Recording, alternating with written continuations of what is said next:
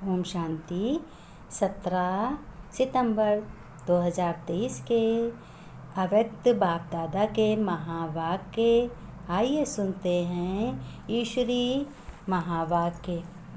आज बाप दादा सभी बच्चों को अपने देख रहे हैं, कह रहे हैं, मेरे प्यारे बच्चों, मीठे बच्चों, रूहानी बच्चों, ऊंचे ते ऊंचे तुम्हारे बाप की पहली पहली रचना कौन है? आप ब्राह्मण बच्चे हो, आत्माएं हो। सबसे पहली रचना तुम ही बच्चे मेरे हो। आज बाप दादा दोनों साथ साथ हैं। अपने सभी बच्चों को, सभी आत्माओं को, प्यारी प्यारी मीठी आत्माओं बच्चों को देख रहे हैं और कह रहे हैं सबसे पहली रचना आप ही बच्चों हो। और फिर कहा आप ही बच्चों सृष्टि की सभी आत्माओं के पूर्वज हो। अब पूर्वज माने सब पहले जैसे बड़े बूढ़े घर में होते हैं। फिर कहा तो सदा इसी निश्चय और नशे में रहो बच्चों कि हम पूर्वज हैं। बाबा के बच्चे होते, फिर बड़े होते, फिर बूढ़े बन जाते हैं। जो बूढ़े होते हैं वही पूर्वज कहे जाते हैं। जैसे दादा के दादा, दादा के दादा, बाबा के बाबा, पापा के बाबा, इस तरीके से। तो शिव बाबा ने कहा बच्चों, अभी तुम्हारे लिए संगम युग का 1 सेकंड भी अगर व्यर्थ गंवाना है तो 1 वर्ष के बराबर है। व्यर्थ भी बेकार समय जो अगर गंवाया तो 1 वर्ष के बराबर है।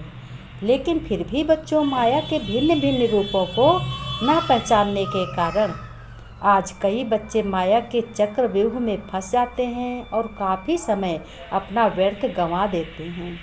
तो बच्चों, तुम्हें व्यर्थ समय नहीं गंवाना है। फिर बाबा ने कहा जो अपने बाप के बच्चे दिल तख्त पर सदा रहते हैं वो स्वप्न व संकल्प मात्र भी अपवित्र को टच नहीं किया है। वही बच्चे क्या हैं? ऐसी श्रेष्ठ आत्माएं, ऐसे श्रेष्ठ बच्चे ही भविष्य तक नसीन बनते हैं। शिव बाबा ने कहा साथ ही जो ब्राह्मण संसार में सर्व के प्यारे व सर्व के सहयोगी रहे हैं वही बच्चे हमारे हर एक दिल से उनका सम्मान भी करते हैं। ऐसे सम्मानधारी ही तख्त नशीन बच्चे बनेंगे और बाप की गद्दी पर राज्य करेंगे। बाप की गद्दी यानी सतयुग में राज्य करेंगे। ब्रह्मा कुमारी बनना अर्थात मर्जीवा बनना है।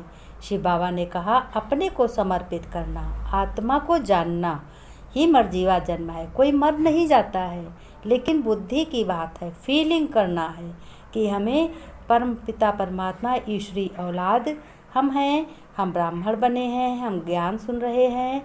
तो हमें सबको देखते हुए, जैसे गांधी जी कहते थे 3 बंदर, एक ने क्या कहा, आंखें बंद रखी थी। तो क्या मैं भी किसी को देखूंगा नहीं, यानी देखते हुए भी क्या समझते थे, मैंने देखा ही नहीं। और एक ने मुंह बंद करके रखा था। तो कहते मुंह क्यों बंद कर रखा? इसलिए कि व्यर्थ बातों को नहीं बोलना है और व्यर्थ बातों को सुनना नहीं। एक ने कान बंद कर रखे थे। तो शिव बाबा भी ऐसे कह रहे हैं कि बच्चों, तुम्हें व्यर्थ समय गंवाना नहीं है। व्यर्थ बातों को ना देखना है, ना बोलना है और ना सुनना है।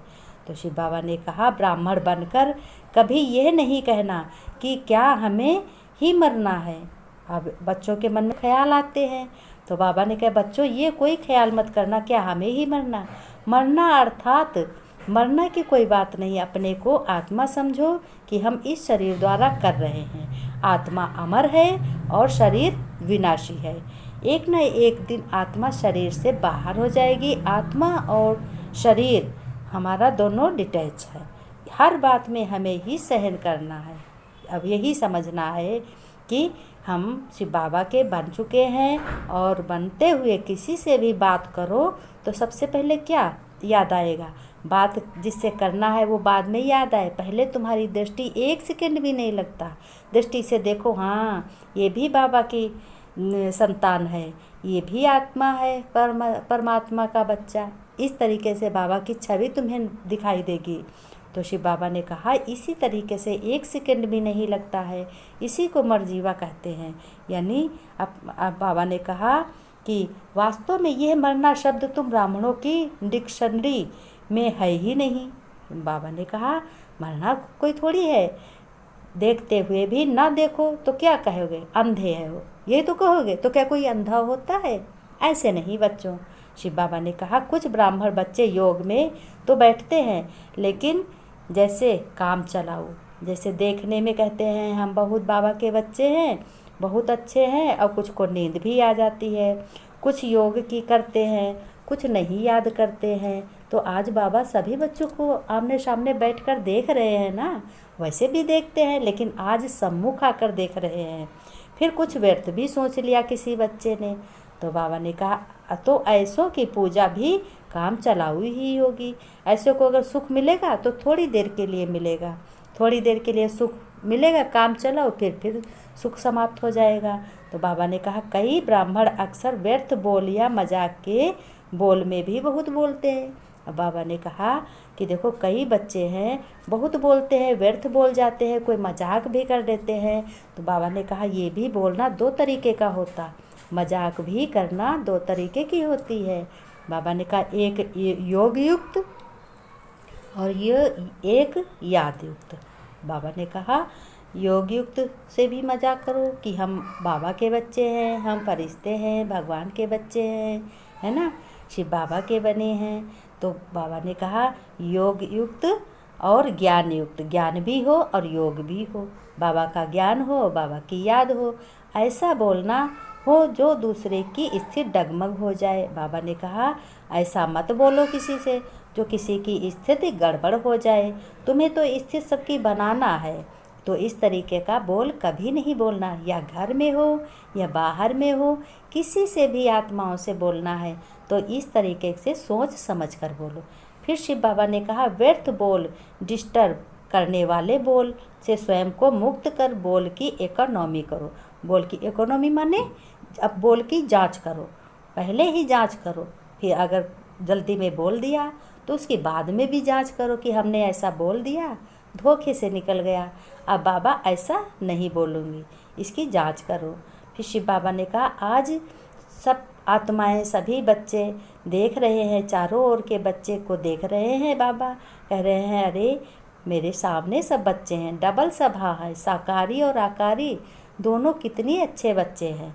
बाप दादा दोनों सभा में बच्चों को बड़े प्यार से मुस्करा कर हर्षित होकर देख रहे हैं, क्योंकि बाप दादा हर बच्चे को कैसे देखते हैं, दो रूप से देखते हैं, एक विशेष रूप से देखते हैं, एक बच्चे विशेष दो रूप से देखते हैं। कहते हैं हर एक बच्चा इस समय मनुष्य आत्माओं के पूर्वज है। कैसे है? पूर्वज है। देखो कोई छोटा है तो कोई उससे बड़ा भी होगा, कोई उससे बड़ा भी होगा, कोई बड़ा है तो उससे भी बड़ा होगा। इस तरीके से क्या कहते हैं, पूर्वज बन जाता है। वृक्ष का फाउंडेशन है। बाबा ने कहा पूर्वज आत्माओं का वृक्ष का फाउंडेशन है। नहीं बाबा के बाबा, बाबा के बाबा, आज मेरे बच्चे हैं तो मेरे बच्चे भी बाबा बनेंगे तो उनके भी बाबा। इस तरीके से बाबा ने कहा क्योंकि जड़ से सारा वृक्ष निकलता है। जड़ होती है जो खानदान परिवार होता है, जैसे नहीं साखी कही जाती है, इस तरीके से वृक्ष निकलता है, जड़ से सारा वृक्ष निकलता है। और दूसरे रूप में पूर्वज बड़े को भी कहते हैं। तो सृष्टि के आदि में आप आत्माओं का ही पार्ट है बच्चों, इसलिए बच्चों बड़े ते बड़े हो, इस कारण सर्व आत्माओं के क्या हो गए, पूर्वज हो गए। और साथ साथ ऊंचे ते ऊंचे बाप की पहली रचना आप हो तो क्या हो गए, पूज्य हो गए, क्योंकि ब्राह्मण के रचे हुए मुख वंशावली बाबा के अब यही अलौकिक में ले आओ और पारलौकिक में ले आओ तो कैसे हो गए।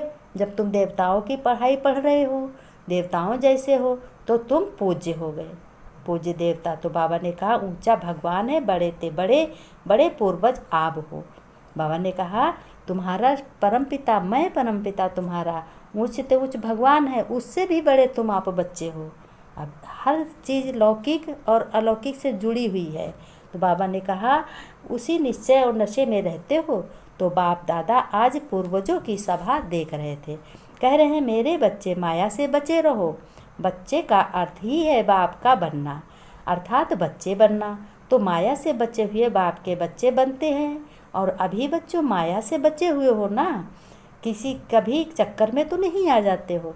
कहते हो ना कि ये है बाबा चक्रव्यूह, कोई घर से परेशान हो जाता, परिवार से परेशान हो जाता, बच्चों से परिवार परेशान हो जाता, तो कहता है इस चक्रव्यूह, इस घर में तो फंसना ही बेकार है, ऐसे कह नहीं देते। तो जो बहुत तरीके से निकलना होता है ना, तो उस घर को, उस चक्रव्यूह को, उस परिवार को संभालते हुए फंसना नहीं है। बाबा ने कहा ऐसे मत समझो हम फंसे हैं, ऐसे समझो हमें सेवा मिली है, भगवान ने कितने अच्छा कर दिया, कितना, हर एक की विशेषताओं को देखो। बाबा ने कहा जिस तरीके से मैं अपने बच्चों की विशेषताओं को देखता हूँ, आप लोगों की विशेषताओं को देखता हूँ, उसी प्रकार से बच्चों तुम अपने घर में सबकी विशेषताओं को देखो, फिर आनंद देखो कितना है। फिर शिव बाबा ने कहा बच्चों, जब तक, आज मांगने के बारे में भी बाबा अपने बच्चों को बता रहे हैं कि जब तक तुम मांगता हो तब तक कभी खुशी के खजाने से संपन्न कभी नहीं हो सकते। ये मांग के पीछे या कोई भी हद की इच्छाओं के पीछे भागना ऐसे ही समझो जैसे मृग तृष्णा के समान है बच्चों। हाँ, बाबा ने कहा इससे सदा ही बच कर रहो। छोटा रहना कोई ख़राब बात नहीं है, छोटा बनना कोई ख़राब बात नहीं है। बाबा ने कहा छोटे भी आदर करते हैं, बड़ों का भी आदर करो, तुम्हें सबसे ज़्यादा संभाल करनी है। और मांगते नहीं, तुम तो भगवान के बच्चे हो, तुम दाता हो बच्चों, प्यारे बच्चों, मीठे बच्चों।